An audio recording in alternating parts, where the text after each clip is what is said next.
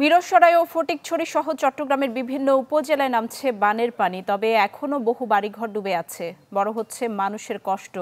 সব জায়গায় ত্রাণ না পৌঁছানোয় সংকটে বানভাসীরা। চট্টগ্রামের মিরসরাইতে বন্যা পরিস্থিতির উন্নতি হচ্ছে। গতকাল থেকে পানি নামছে এই জনপদ থেকে। 2 দিনে এখানে পানি নেমেছে 3.5 থেকে 4 ফুট পর্যন্ত। এখন ক্ষত চিহ্ন ক্রমেই স্পষ্ট হয়ে উঠছে। হঠাৎ করে পানি আসি বাইরে হয়ে যাওয়ার মতো কোনো পরিস্থিতি আমাদের ছিল না।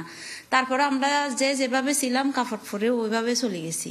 এখন যারা গেছে এখান থেকে অনেক উদ্ধার কর্মীরা নিয়ে গেছে, এখন অনেক লোক জিম্মি আছে এখনো আমাদের এলাকার ভিতরে।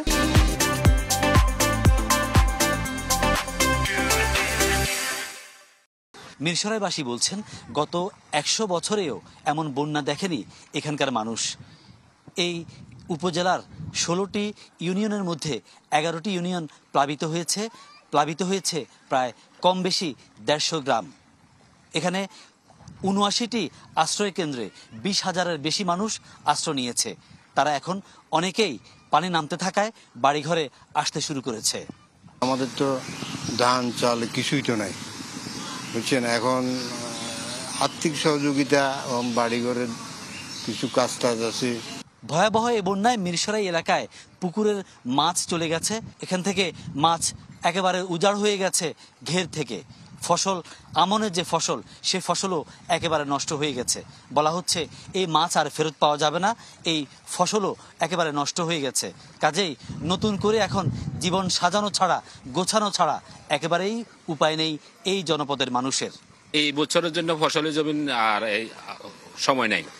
ফসলের জমি এগুলো সবগুলা ধান লাগা দিয়েছিল আপনার সব জমিগুলার। আর মাছ যতগুলা পুকুরের মাছ ছিল, গ্যারের মাছ ছিল, সবগুলা চলে গেছে।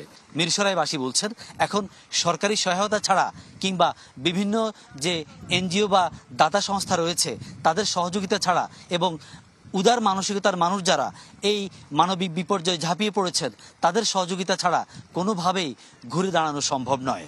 চট্টগ্রামের মিরসরাই থেকে বন্যা পরিস্থিতির এই খবর ছিল আমার কাছে সবশেষ।